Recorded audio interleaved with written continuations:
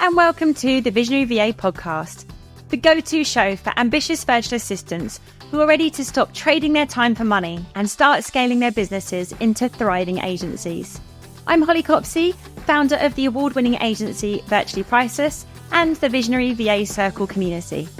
Each week, I'm here to bring you actionable strategies, proven systems, and mindset shifts to help you transition from a solo VA to a visionary agency owner.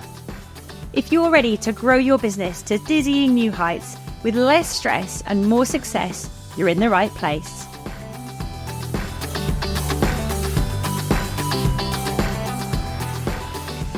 Hello and welcome to this week's episode of the Visionary VA podcast. Today we're diving into something super practical and honestly a bit juicy too. The red flags you need to watch out for when hiring associates for your VA business. If you're at the stage of bringing on subcontractors to support your growing agency, you'll already know how exciting that is, but also how important it is to get it right. Hiring the wrong person can cause a whole load of stress you just don't need. So let's talk about what to look for in those early stages of recruitment that might indicate someone isn't quite the right fit. And just to clarify before we dive in, I'm talking here about associates, VAs who work with you as subcontractors. You're probably not dealing with CVs and cover letters. Most likely they're applying via an application form you've created or responding to an ad you've placed in a group. So that's the lens we're using today. Okay, so let's start with the first big one. Incomplete or careless application forms. This is such a basic one, but you'd be amazed how often it happens. If someone can't complete your form properly, they leave things blank, ignore specific instructions, or clearly haven't taken the time to check their answers, that's a red flag.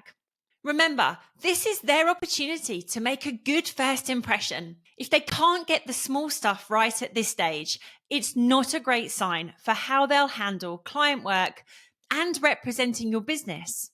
Think through the questions you ask carefully. This is your chance to get a sense of not only their skills and experience, but also a little about their personality and longer-term plans as well. I make it clear on my forms that I expect a minimum of 6 months commitment, as most of our clients are retainer clients, and I like to know a bit more about their longer-term aspirations. Do they want to be a longer-term associate? Are they planning to grow their own business? There's no right or wrong answer here, but it helps me give them a better experience if they do join the team. I also like to include a couple of free form test questions, something that checks attention to detail or requires a bit of initiative. It's a great way to see who's really paying attention.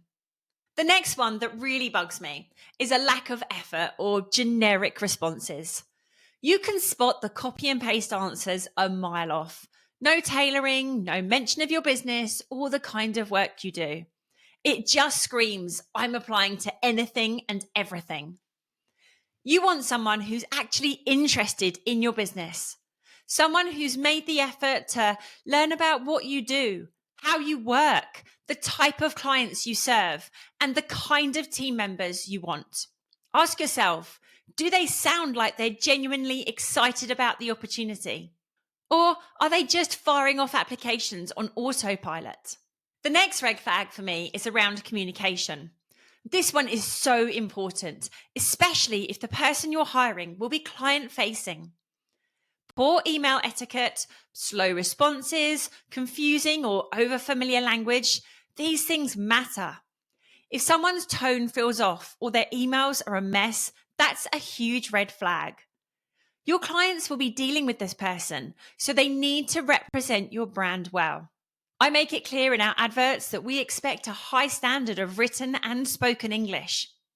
We work with a lot of corporate clients, so the tone has to be professional but friendly and clear and concise. If someone takes days to respond to your messages or can't be bothered to write a polite reply, are they really the right person to support your clients? Another watch out is over-promising or unrealistic availability. If someone tells you they're available all hours of the day, 7 days a week, and can do anything and everything, pause. It might sound ideal, especially if you're desperate for help, but it often leads to trouble. Either they're overstating their availability or they don't have the boundaries you want in someone supporting your business. Be clear about what you need, whether that's Monday to Friday during office hours, flexible depending on the project, or only 1 to 2 days a week for ad hoc support. Do you need someone all year round, or is term time only okay? Give this some thought before you start your search, and then you can make sure you find someone who's aligned with your needs. The next one to talk about is entitlement or a negative attitude. You're looking for team players, not people who think they're doing you a favor by working with you. Red flags here might be pushback on your standard rate, grumbling about your process, or challenging your way of doing things before they even get through the door. That stuff doesn't usually improve with time. And honestly, sometimes it's just a vibe. You can often tell when someone's energy isn't going to fit in with your team or your values. And I cannot state how important those are. Yes, you need someone with the right skills and experience, but you also need someone who is going to give your clients a great experience, treat you and the rest of your team with respect, and do their best to help play a part in growing your business. It also doesn't work for me if associates don't show any evidence of taking initiative. If someone seems passive or is constantly saying, just tell me what to do, that's not always a good sign. You want people who can think for themselves, solve problems, and be proactive. You're not looking for a robot. You want a collaborator. Someone who's got your clients back and yours.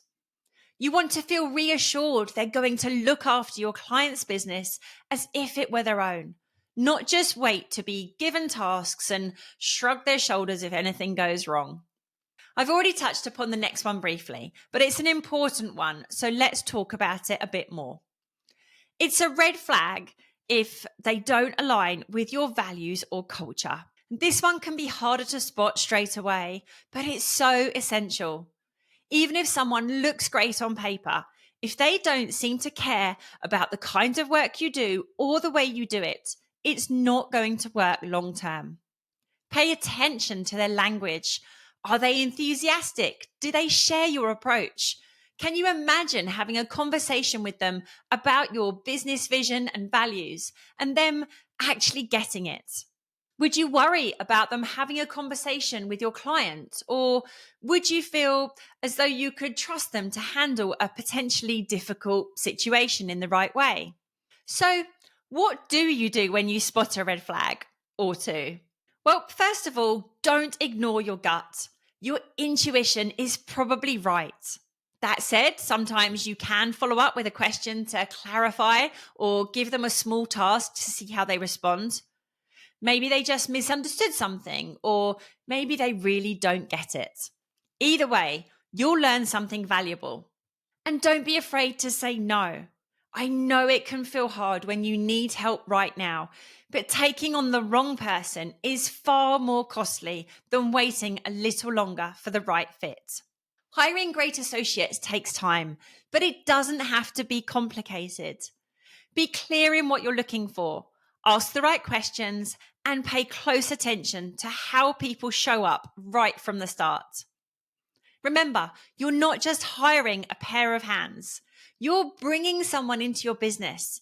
They'll be representing your brand, your values, and potentially working directly with your clients. So take the time to find the right fit.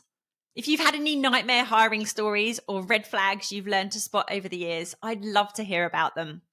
Pop into the Visionary VA Facebook group or send me a DM. I also have a free Hiring Associates with Ease guide on the Viva website, so do give that a read if you'd like some advice when it comes to bringing on your own team members. We'll pop the link in the show notes. And if you found today's episode helpful, please don't forget to subscribe, leave a review, or share it with someone else growing their VA team. Thanks for listening. See you next week.